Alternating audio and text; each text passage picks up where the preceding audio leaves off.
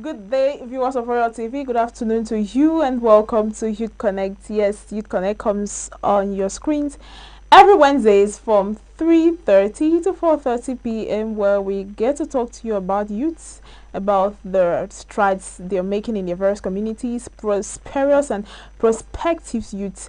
I am your presenter, Natalie Juma, and then today we have a very peculiar guest in the studio. She is an environmental journalist. She is a powerful person, a powerful woman. She has made great strides in the field of conservation, especially when it comes to aquatic organisms and aquatic journalism. She is no other than Jabi Kati Achale. Good day to you, Jabi Kati. Hello, Natalie. Good afternoon to you. Good afternoon. How are you doing? I'm doing all right. Welcome to Royal TV and welcome to Youth Connect. That program that brings youths together, you know. Yeah, it's a pleasure to be here. I've heard so much about it and finally I'm here. Yeah. So tell us about more about you. So is Jabi Kati. Tell us more. What inspired you to become an environmental journalist? And we want to know more about this beauty sitting here. So this beauty sitting right here. So what Jabi Kati basically is an environmental journalist, a documentary filmmaker, who is dedicated towards telling stories that promote and that document and preserve a natural and cultural heritage. I'm also the founder of Wonder Earth Studios, a production company that seeks to tell impactful and explorative stories concerning nature, culture, and environmental protection and advanced conversations around environmental conservation. Definitely. She is the journalist that is interested or has carved a niche in environmental reporting. And permit me ask, can you tell us about the journey of becoming a National Geographic explorer? We know you are one. Permit me let the cat out of the bag before time. But can you tell us more about your journey? How did this conservation started? You being a journalist and, you know, carving a niche in reporting about the environment. It's like you being a geographer. In my own words, if I can think about that. So how did this start until you climbing the ladder of becoming an explorer for National Geographic? Walk us through. I think it's a bit of a crazy story. Okay. Whenever I look at it, I think maybe perhaps it was destined for me to be in this part, because in my wildest imagination, I had never thought I'd be an environmental reporter. Yeah.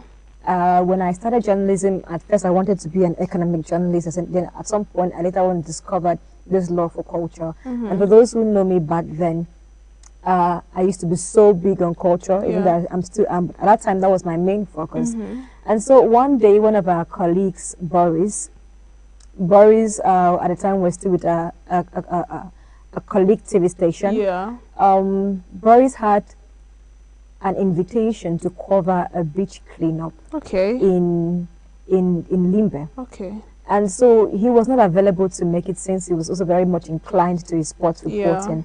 And then he sent me to go cover the beach cleanup on his behalf, since he could not make it. And so when I went there now, I think I saw down beach Limbe from a very different lens, because we've been going there maybe not just from a shallow lens, or just going there for visiting of a seaside. So we're cleaning the amount of dirt that we could pack from the ocean during the cleanup. It was really disturbing. But then again, as every other journalist, it wasn't something I could really, I didn't pay heed to that. Definitely. When I came, I did my report, I aired it, and I also did some bits for the morning show, and that was just it. I went back to my normal life as if nothing happened. All right. And then later again, I think a few months later, another beach cleanup came up again by the same organization, and the same Boris was invited to be there for the cleanup, and he still could not make it. So you're running away from your call, and they kept calling you, but you were shifting and drifting away from what was there for you. What was calling you? You were kept running. Okay. And so what's the story? We were there together. He had a sports tournament in Limbe, so he said he would leave early and go for the sports tournament. So when he leaves, I would continue reporting. And then while we were there taking the footages and images to come and air the report, at the time I think Madame Frida was also working with the organization, and she mentioned this workshop that they are organizing for journalists on plastic pollution. And it was something interesting. I think it would it'd be nice to learn more about this thing Yeah. I'm reporting on. But then again, when I went home, I did my report, I edited, and I went back and I sat. It wasn't something I had to. The second time. Yeah, I still Okay. sat quiet until I was selected for the workshop. And then during the workshop, when they were presenting the situation of plastic pollution in Cameroon, I realized that it was bigger than Down Beach, Limbe. It was a whole bigger problem Yeah. when it concerns both plastic and marine debris pollution. And that's when now I started, reporting on plastics consistently. But still at the time, I did not consider myself an environmental Okay. reporter. I did not. You're running from your call. I was running Just away like from Jonas was running from God's call. I remember Boris, Sonita, and Carvino said, would you not go and specialize in this environmental Yeah. report? Just have a program. They said have a program on air, a TV show on environmental Yeah. reports. I'm like, nah, I don't have the time for that. Yeah. I have my cultural reporting. Yeah, that's my what I niche. like. But I was still reporting on plastics based on that information I had at I the think the workshop. class of environmental reporting had not yet held. It had not yet helped me. You. But I was still reporting on it. And then there was this opportunity that came on for, I think it was from South African Youth. It came on for story pitches to the Kami Festival. And then when we went there now, we submitted our pitches and I was selected. And my pitch was still on plastic because that was where I started. Yeah. I was really worried about that plastic situation. Yes. So my story pitch was still on I plastic. know most of the pitches they'll ask you to give reports on what you've done pertaining to Pertaining to that. And then I was even surprised because I didn't want to apply in I the get first it. in the first phase. I remember it was the due day and the deadline Okay. that I sent my application because I was skeptical. Wow. How would I be selected? What work have I done I in get it. environmental reporting and storytelling? And that was the marking point. When I was selected, I knew that it means I'm doing something Yes. that can be recognized, that Yeah. can cause some impact. So I can get on it. And before I knew it, I started touching IU fishing, amphibian conservation, and we are where we are now. Definitely, we are where we are now, talking to an environmental journalist here who has started her journey from the early days of coastal cleanup, with running away from her call, not wanting to accept her call. But today, she is an environmental reporter who has traveled several African countries and several countries, and is making impact in the field of eco conservation. Now, was there a defining moment, Pamimi asked Jabi, that made you to focus on protecting aquatic systems? Has there ever been a defining moment? We have a series of videos of you, which after this we will go visit, where you've made a series of aquatic tours. I could put it that way. Should I say aquatic tour visits? Yeah. Marine tours. So I think it will boil back to where I started my foundation in environmental journalism. I think it all boils back to the background. Perhaps if I had started with an organization that was more on maybe forest conservation, amphibian conservation, and maybe I'll be more inclined to that. Yeah. Because remember, I began with beach cleanups, which is the marine, and I began reporting on marine things a lot. And then when I applied for that opportunity that came through CAMIF, and we went there, I got in contact with some other new fellows who are in Cameroon, and one of them has an organization, an NGO that is working on marine issues as well. Okay. And that's from there I learned about IU fishing. And before I realized again, I'm looking at another marine issue. So it has just been the whole of that ecosystem. Yeah. But I think I've tried to work on other issues like the Goliath frog, which is not necessarily aligned to marine. It's more of amphibian conservation, biodiversity protection. I think working with an organization last year, an environmental organization, Voice of Nature, it really did equip me with the forest side of things, visiting different forests. But I think I still find myself consistently within the marine space. Yeah, definitely. Yeah. Let us take a visit to some of your videos where you had to take a tour to the sea. Should I put in some of this marine aspect of your journey? Let us visit it, and when we come back, we will be dissecting more on the video, and why not more about Jabi Kati.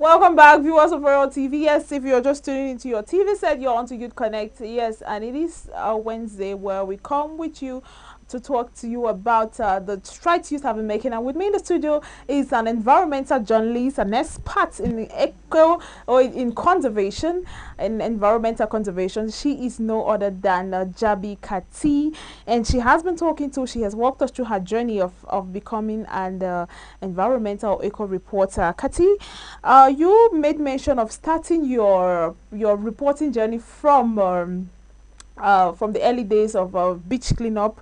Two times you ran away from it. I think the third time you got the cloud held you and you could not escape.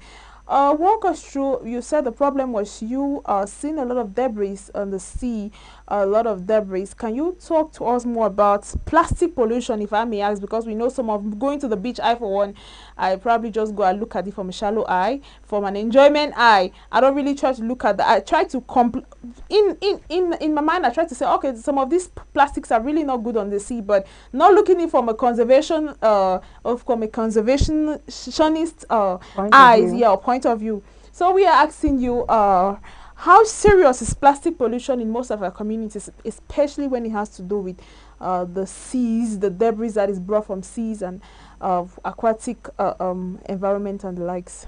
You know, Natalie, and that's the one problem we're trying to fix with our storytelling endeavors, because most people think that the plastics do not concern them and it's an issue for conservationists only.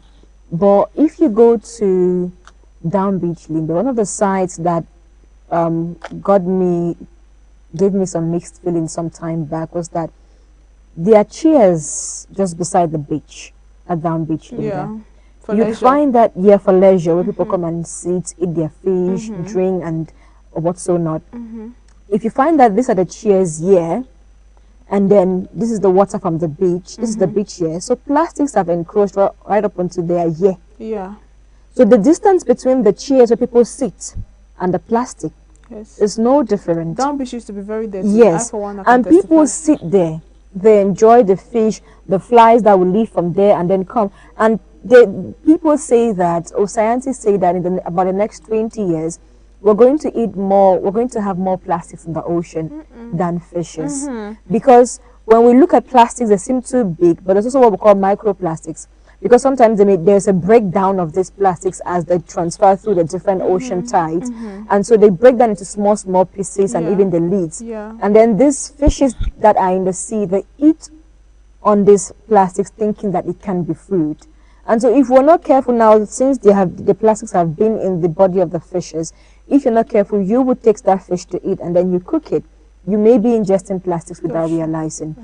We were shooting a documentary recently in one of the coastal areas in the southwest, even though it was on mangrove conservation. But we realized that since it's the rainy season, most of the fishermen did not have a good catch because the water is rough due to the rainy season. So when they come back with their nets, instead of you seeing fishes in those nets, you see plastics. A lot of that.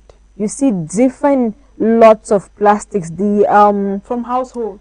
The rubber plastics, the one the polythene plastics. Yes. You see different shades of it in those nets instead of fishes. When you're pulling and drawing those nets, you're seeing plastics. If you see that amount of plastics in the net without the fishes, then imagine the ones in which the fishes have consumed, and we in the end eat those fishes. And people don't seem concerned, especially those who are in the non-coastal regions like Boya. They think we don't have the ocean, so we should not be worried about the plastics that go into the ocean. But there's what we call runoffs. When we dispose waste improperly into our different gutters and we throw in the plastics inside there, when it's a rainy season like this, the rain carries those plastics through the gutters and into the rivers, and from the rivers to the ocean. So there is that direct link of relationship, and whether we like it or not, it will come back to affect us. It is not an environmental issue per se. It's a health issue. It's a human rights issue as well. Definitely, Jabi Kati, we have a lot of, think that's a complaint, or that's an issue that we are facing in most of our communities today, most places. I think even just in Boya here, we used to It's a have floods when it's whole raining. What causes all of those floods is because of improper waste disposal of management. waste and plastics. The gutters are blocked. Contain, I think 80% of the trash are always plastic. Mm-hmm. Yes, and they get to close the gutters, which makes it very difficult for water to pass and causing another blockage. So we are on Youth Connect today. We have so many youth and parents watching us. What is that one thing you will have to tell youth on how to, help to reduce plastic pollution, and even household, even parents, as a conservationist? What can you have for those watching us on Youth Connect, and how to reduce this problem which is plaguing most of our communities today, and it seems to be worse in the days to come if we don't get to mitigate it? Yeah, I think is that we have to be mindful and conscious, because more often than not we would blame municipal authorities, even though they have a share of the blame as well, for not putting in the right systems and structures that will enable proper waste disposal. Yeah. But we also don't look at the actions we do. Because tell me, why is it that you would drink a bottle of maybe juice, and the next thing you find is that when you're done drinking the juice, you throw in the plastics by the roadside or wherever you find yourselves in. Or plastic. Yeah. Why, even if it's not plastics, why are you in a taxi, you're eating granuts, and you feel it's okay to just throw it into the taxi, or just hold it by in your hands and shoot it outside the... I almost had a conflict with the taxi driver because he did the same thing. Yeah. You're driving, you're by the roadside, you're driving, and then you're done drinking whatever you're drinking, and then you take it, you throw it by the roadside, just directly on the road. We have them do that every day. We do that every day. So it becomes really difficult to manage it when we have the same kind of attitude. So which means even if the government put in place a system, because I know some people will say they're not trash cans, which is true. But there is what you can do. You can, if you hold a small plastic, you can hold it maybe right up to the point where you reach your house and you dispose it properly. Because it is true that when we leave it to Isakam, they'll still look for somewhere and put it. Yeah. But at least it will seem a bit more organized than for you to just throw it into gutters or throw it by the roadside, which will end into gutters and then go back to the ocean. And they still come back to us through the fishes we eat. Talking about that, Jabi Kati, I think, I don't know if it's an organization or the government, but there is a box, there is an iron cage at Moliko Stadium. Yeah, checkpoint. I think is it still there? I don't know, but I think I saw it there one time. Where plastic bottles should be dropping. I don't know who did that. I don't know who is the perpetrator, but that is a good act, and that is a conservation act there. But the problem we are saying is that it's an applaudable act to put, because the issue is to sort out the waste, sort out the plastic from the biodegradable. From other waste. But now we are calling for greater structures and systems to look at the proper management of these and recycling or reuse, so that we don't have more of these go back to the landfills and our ocean. Because as they put it there, we're hoping that, I think they're also recycling agents, so that I think maybe that makes more sense. But as they've done that, maybe we could take that as an initiative to within our homes, that we don't dispose waste carelessly, that we are mindful of how we throw in the waste, maybe from the things we've eaten or the things we've used. We should not just be throwing plastics and other debris, other waste products around carelessly. Definitely. Our conservational journalist is telling us not to throw trash.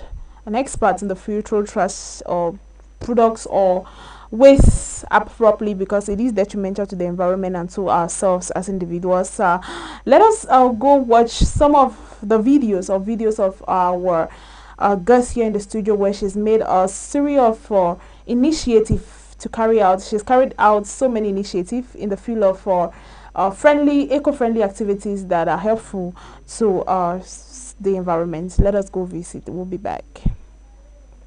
A South African NGO, and we were being trained at the Sea Explore Dive Center in Sodwana Bay, KwaZulu-Natal.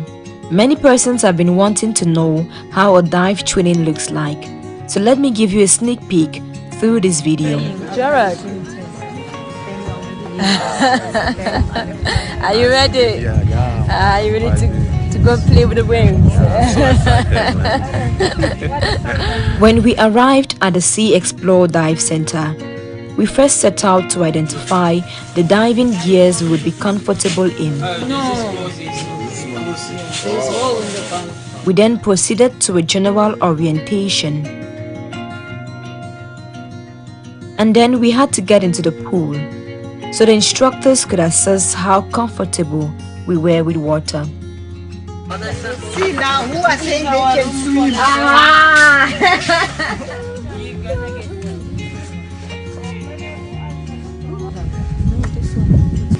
Okay, so there will be the time that they'll ask me guys just to get in the water, just to do some swimming practices.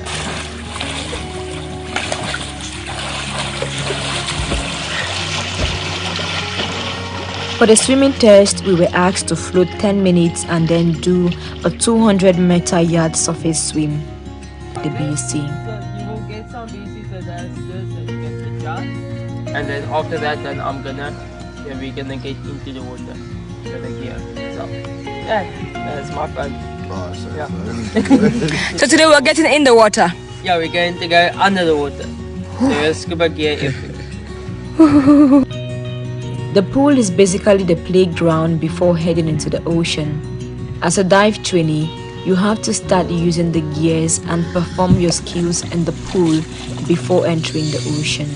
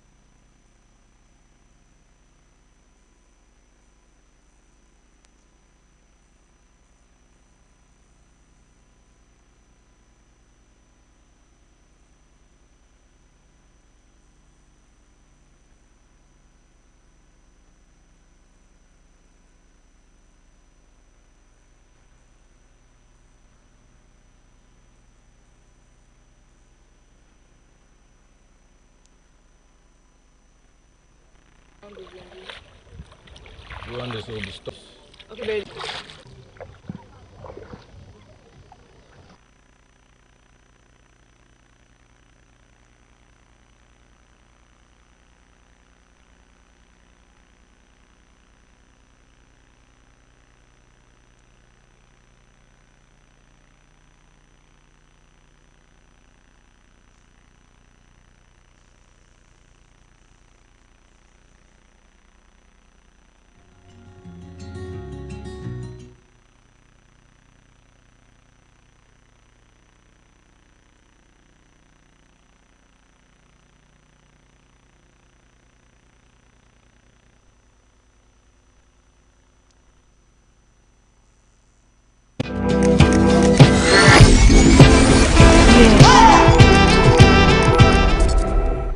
Wow, wow, beautiful images there from your trip to South Africa. I think you can tell us more about that. I for one, Jabi Kati, congratulations. I cannot do it. So tell us more about that. That was really good. Trust me, it was good. It was a terrifying experience Very for me, terrifying. Myself, I but sat there and it was also a beautiful experience. okay. The only unfortunate situation was that I didn't get to complete my dive and I I wasn't get it. certified. Yeah. Because the opportunity came because more often than not, we as storytellers, we get to tell marine and ocean stories from above. Yeah. We don't see what's beneath. For instance, if we say climate change is affecting coral reefs, which is also affecting fish population, we cannot see the coral reefs from above Yeah. to tell those kind of stories. So you need to go under. You cannot conserve what you don't see. Yeah, definitely. So when Youth in South Africa brought the opportunity for us to go, I think we're 3 of us Cameroonians. We were super excited and we went there.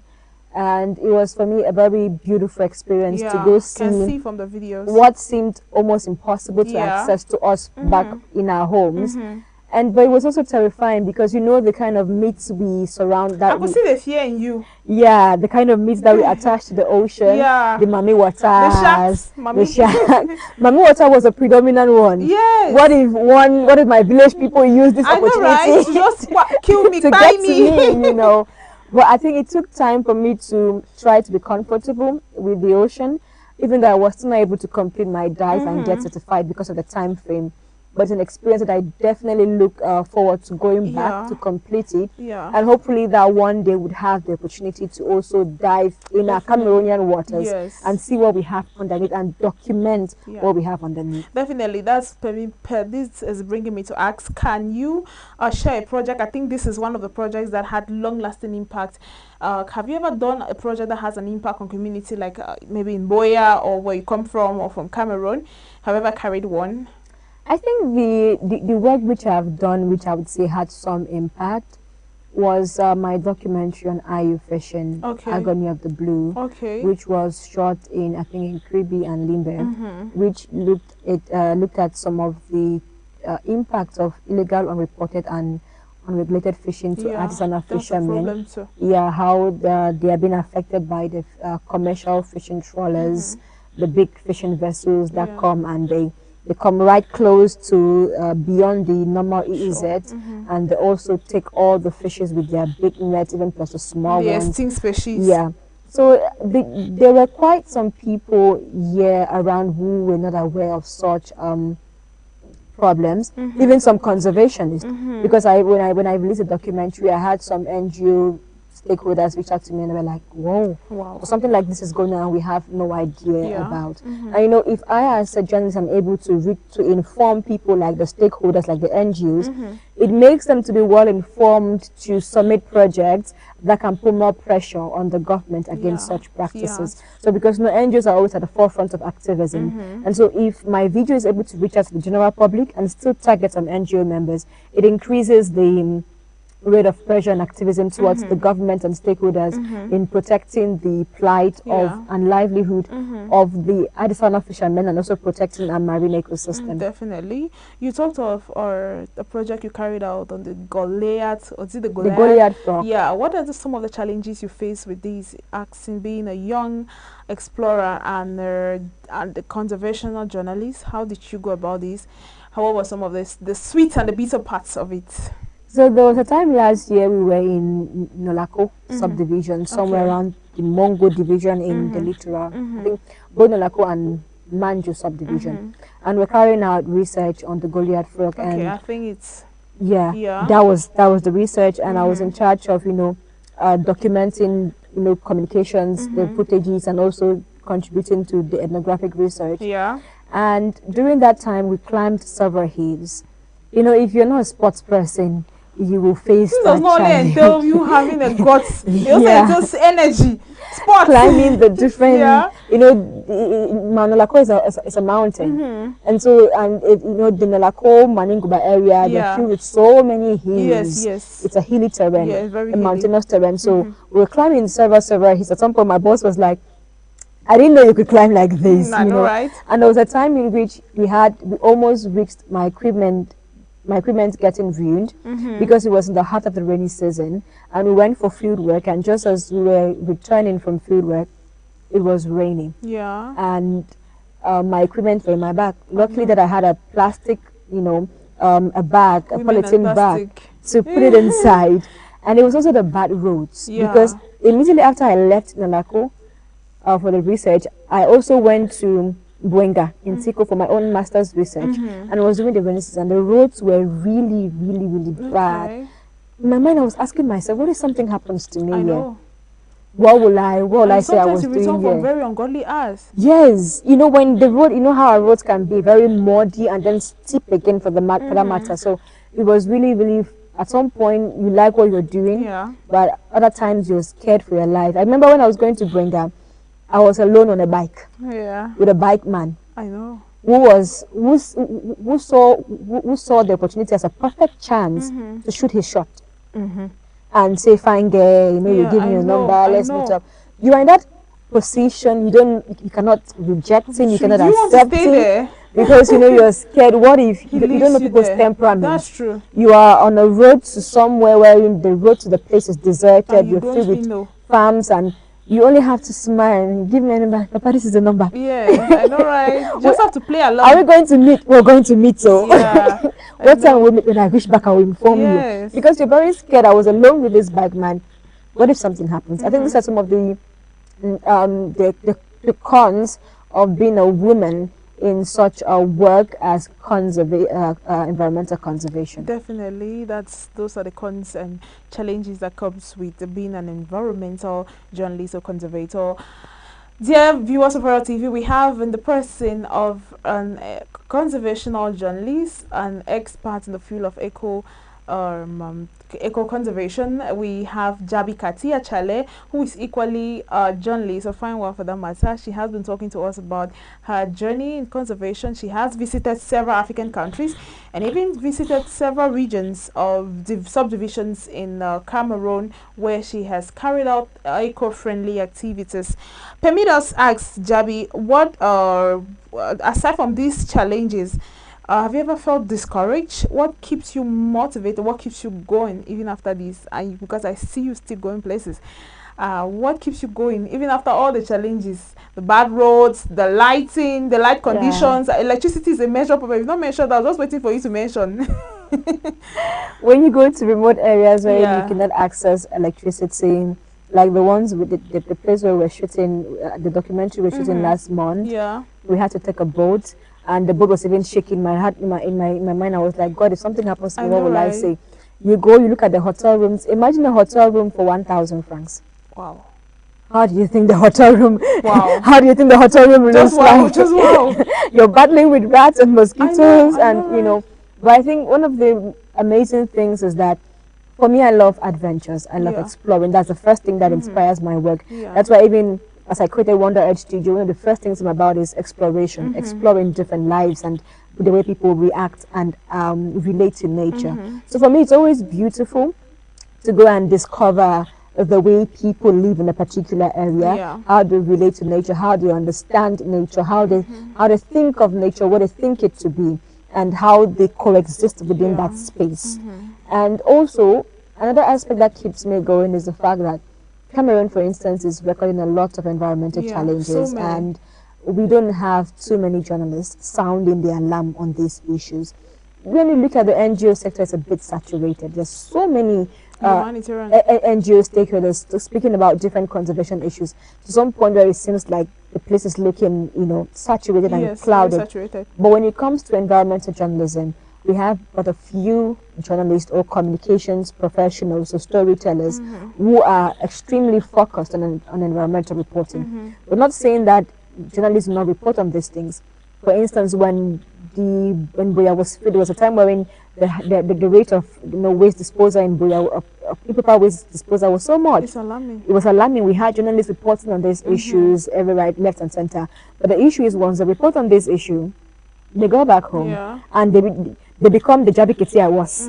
If you No follow up. If few years, no follow up, and that's where it just ends. And more often than not, it is they look at just the environmental problems they see around themselves, whereas there are tons of other environmental problems that we are facing. So many. So I feel like we as journalists, we have the responsibility to influence and put pressure on stakeholders to effect or to solve some of the problems, the environmental problems we have, and to also influence the decisions and the behaviors and attitudes of community members by using human-related stories. I was coming to that. Yeah. I was coming to that. That the Community people can members. relate to. I wanted to ask, what lessons have you learned with working with most of these communities, and what word do you have for most of them? They are watching us on how to be able to protect the environment or to conserve the environment, because it starts from them. We are the perpetrators of these bad acts. We sit and complain of global warming and so many aspects, other illnesses, other challenges that comes with the environment, but we forget about our actions, about the things we do, the things we perpetrate that causes some of these challenges. So we are asking you today on Youth Connect, what lesson have you learned in working with most of these communities, and how do you encourage them to be eco fighters like yourself? What I've learned working with most of these communities is that most of the global environmental problems we talk about is not strange to them. Yeah. They experience it, so many, but perhaps they don't know how to describe it, define it, or to understand how big of a problem and how related it is. For instance, farmers will tell you that we're having, before the talk on climate change became so popular, wherein people were talking about it so much, farmers will tell you that they are witnessing different weather conditions, wherein the time in which they estimated the rains to come, so they will plant, the rain is not coming as it used to come. Yes, and I think during the March, February, March period, we always expect the first rains. Yeah, but it did not. It does not come as it used to come. Yes. And before, I remember I was speaking with if I was covering an event, and one mama was speaking with her friend. These rains, we are waiting for the rains, is not coming. You know, they have the experiences, but perhaps that they don't have the global definitions that we have put for these terms, and they're not also completely blank on how to solve these problems. We cannot solve issues of the community without involving the community members. They have the way they can mobilize themselves. And also one thing to the community members is that it is true that we have grown up knowing a particular way of life. It doesn't necessarily mean that that is the only truth. Two truths can coexist. Yeah, nobody is dismissing the truth you've known all your life, but two truths can also coexist. Definitely. Because, for instance, I'll tell you that when some of these disasters happen, when we are witnessing a lot of flooding situations, people attribute some religious perspectives to it. Some Christians will tell you that it's a signal of the end time, as was prescribed in the Bible. Some will tell you maybe it's just they will not. When we tell them that, okay, that also can be true, but we are also facing some human-related causes. Like, for instance, I'll give you the Boyatown flood of some few years ago, which killed two people. Flash flood. Now, the communities have their own religious views to it, but one thing which we can very well see also is the fact that most of our gutters are blocked. Very blocked. We have built on waterways, wherein waters no longer have roads to pass. Even us human beings, we cannot pass behind somebody's house, go in front of somebody's house. People are building and they are building fences. And the issue is not even just the fences. The issue is that it's on waterways where water is supposed to pass. And so if water comes and is supposed to pass here and does not see the route, it now engulfs whatever it sees, and then it becomes so broad. Water is so powerful. And also because the trees in the Mount Cameroon, we had, destroyed most of our trees because slowly we are building and going up, Yeah. building and going up into the mountains. And what we'll tell you is that the trees have the power to reduce the gravity of the water. Okay. So if water is coming down with so much flood and so much stones, Yes. the pressure, the It's big act like some sort of debris, barrier. it's like they call it a faba. As the water is coming down, it Reduces the reduces. pressure. The same as maybe water is coming down and it's hitting you, it's hitting this Yes, wall. it It reduces. will reduce before maybe it goes to the next wall. So when we have destroyed most of the trees, and then there is nothing to, or there is little trees to reduce the pressure, Yeah. and then when the water comes down without so much pressure, and then it comes now, it does not have a road to pass. People have built on waterways, and the gutters are blocked by debris. It looks fun. We face what we face. Yeah. So nobody is dismissing entirely the community perception, but we are saying that also consider these other truths, because two truths can coexist, Yes. they and can. try to reflect on what we are doing as humans that is, destroying our environment. Sometimes when we talk about environment, it's not like it's an abstract thing. When I was hosting my program, Nature's Corner, I always emphasize that it's not somewhere that is out of space. The environment is not necessarily the sea. The environment is not necessarily the air. Where we are seated right here, It's the environment. it's an environment. Yes. And how we have built on this space, the urban planning we've done here, it matters a lot. It does. And so if we build in a way in which is not conducive, we'll find that we consistently block waterways. I think that's how we have officials from the Ministry of Housing and Urban Development. I think that ministry doesn't exist. But we don't respect for it a not- lot. For no reason. There's a time that before going to build, they call on the council to come and observe that spot. People, But how people many still people- practice it Some people and do some do, demarcations but before not the building is everybody does. constructed.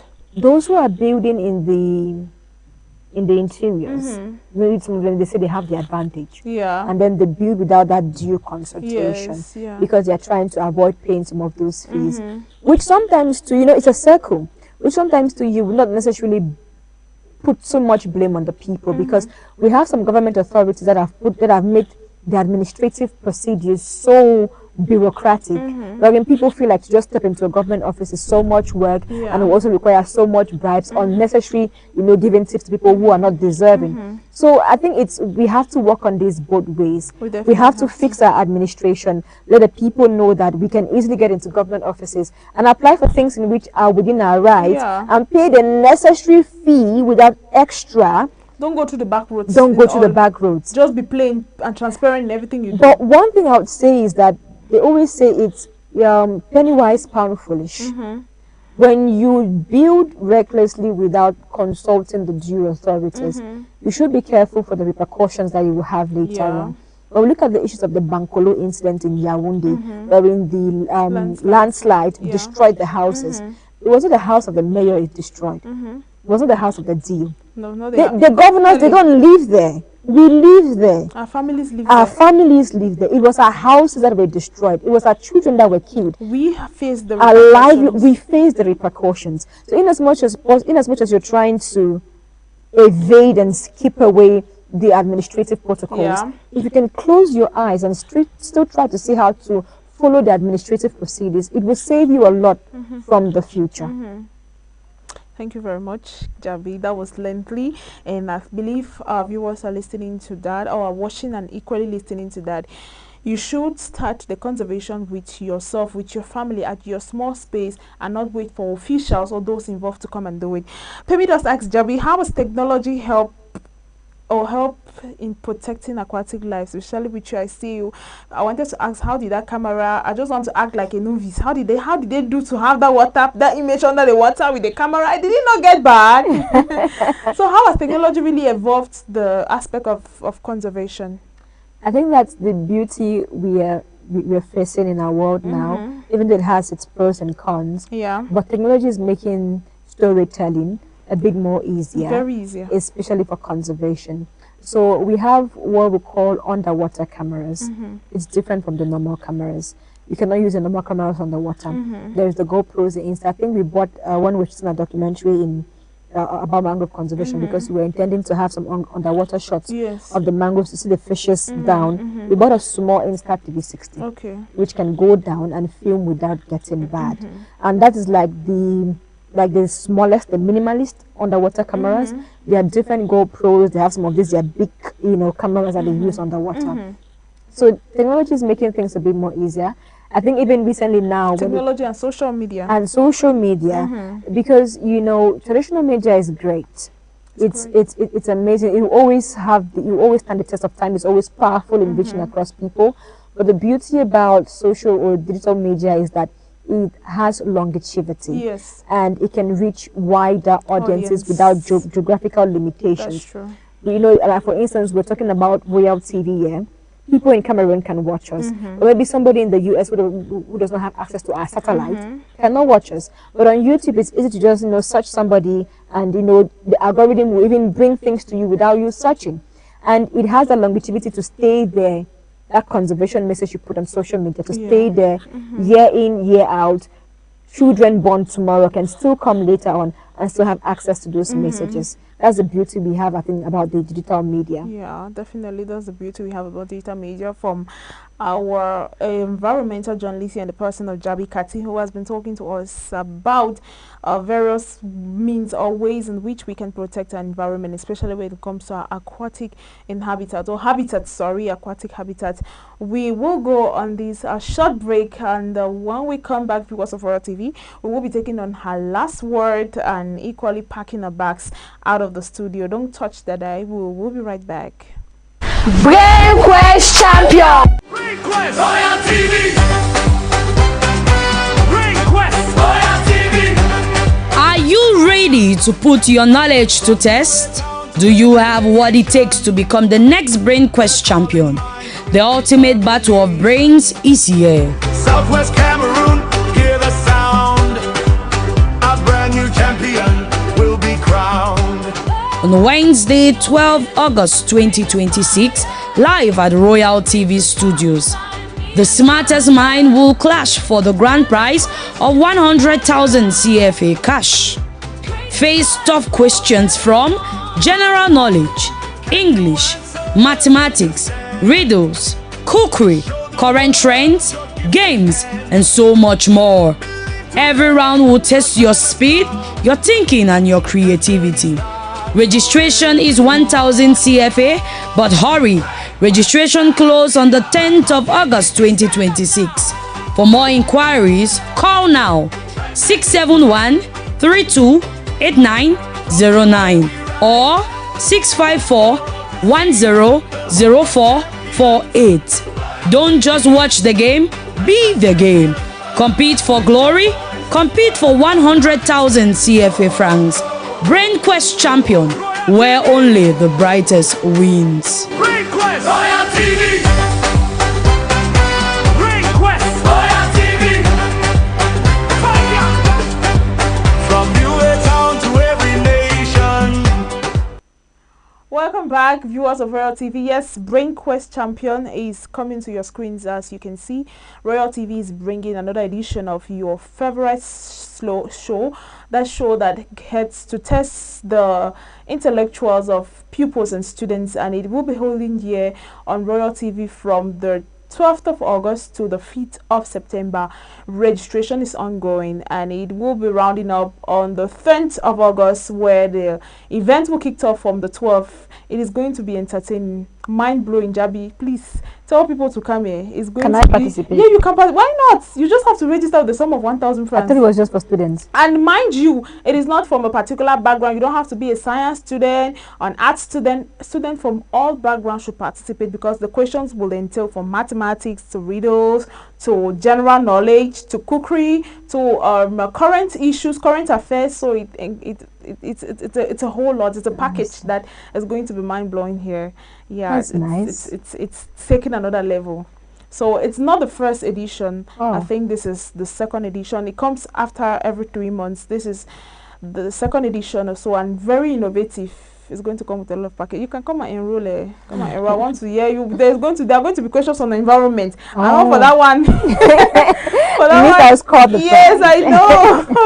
So definitely, Jabi Kati, we have been talking to you on Royal TV about our conservation. You've taken us through your journey of being an environmental journalist. You've talked to to viewers on how to protect the environment. Our efforts start from our homes. They said It starts with one individual, definitely, and one family, one community. charity is what starts at home. Charity Charity begins at home. So you have to start the efforts from your little spaces. Jabi, before leaving us, you will want to say a word or two to those watching us. We have stakeholders from various environmental organizations watching us right now. We have parents. We equally have youths who are watching us on Youth Connect. What do you have to tell parents, youths, and equally some of the stakeholders watching us on your last word for them on environmental conservation, especially with aquatic habitats?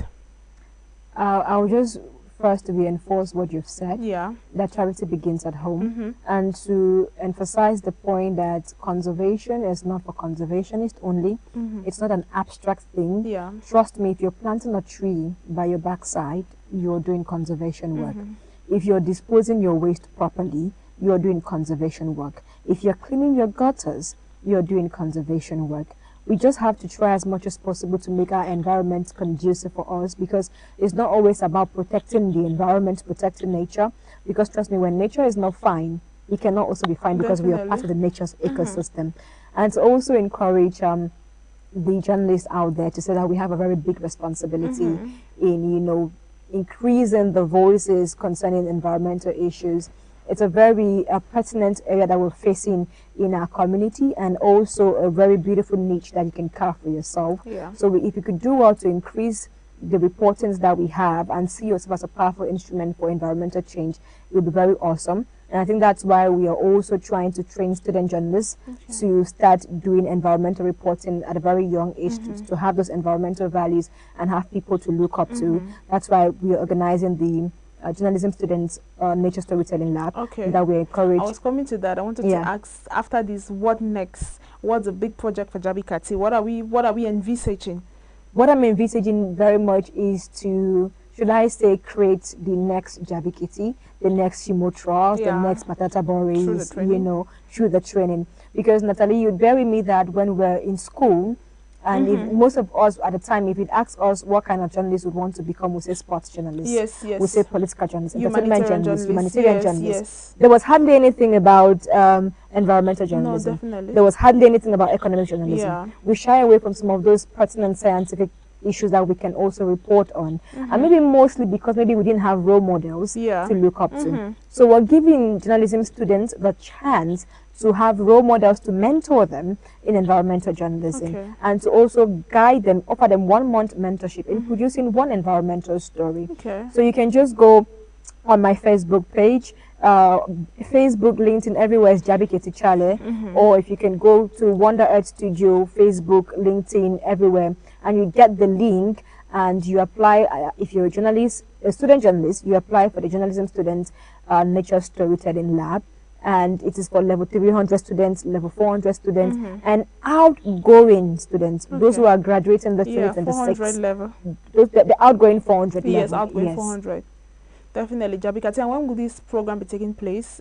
Does it have a deadline? The deadline ends 31st July, unfortunately. We're trying to be very fast to occupy them this holiday season before they head back to school. So with the deadline ends 31st July, we do the review, and by August we get back to selected participants and have the sessions by August.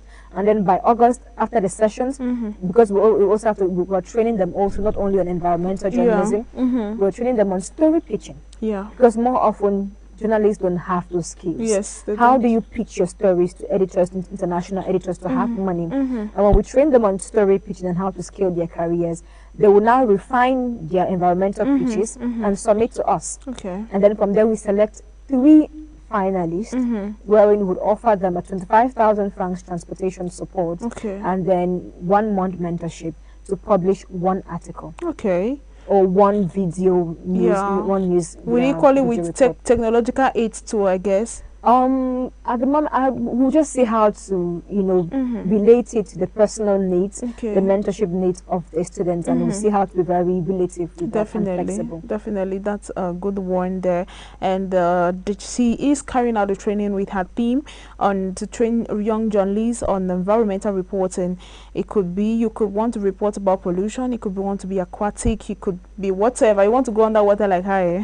And You I'll have got. I'll note that, and Natalie, for the few applications, because we've received like quite a number of applications Yeah. already, and for some of the applications we've received, most of the, because we asked them to submit like a brief story pitch, let us know what you're gearing Yes, towards. yes, your Most of them niche. are talking about plastics, Okay, waste pollution. management, waste management. But it boils down to the problem that we have lots of other environmental issues So many. that people or journalists are not aware of. I, for one, I got to know about the Goliath frog from your documentary. Yes. That's impact. Yes, That's I got to know impact. about that from your documentary. I don't know Yeah. we still have such species in our Cameroonian have a mangroves couple also. of them. I was so surprised, and I think there is more that our waters have that we've not explored, our forests have that we've not explored.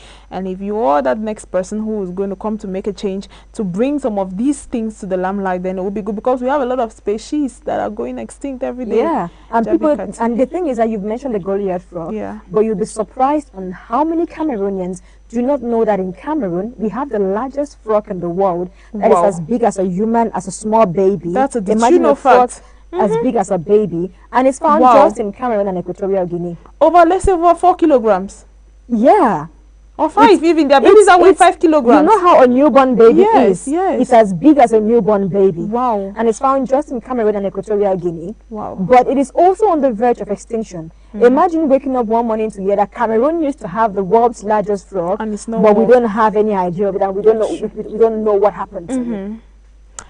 Thank you very much, Dabi Kati. Thank you very much for staying in our company, and thank you for giving us that succinct and very elaborate explanation on how your journey through environmental conservation. We would like to have you some other time, probably after your next big project, which is coming up. Viewers of Royal TV, at this juncture, we will believe in you. We have been talking to you about climate change. Well, we talked to you about how youth can contribute to climate conservation and the future from a youth perspective. We've had a specialist here, should I say an expert, a maestro in the field of environmental conservation, in the person of journalist Jabi Kati Chale. And this juncture, we are saying bye. Don't touch that die, because important and interesting programs comes up on the Royal TV. I have been your presenter, Natalie Juma. The program has been technically assisted by David Titango and generally supervised by Frida Lena Voma. Stay tuned to Royal TV. Don't touch that die, because Sport Box comes up with Kusona Claudia. Bye bye.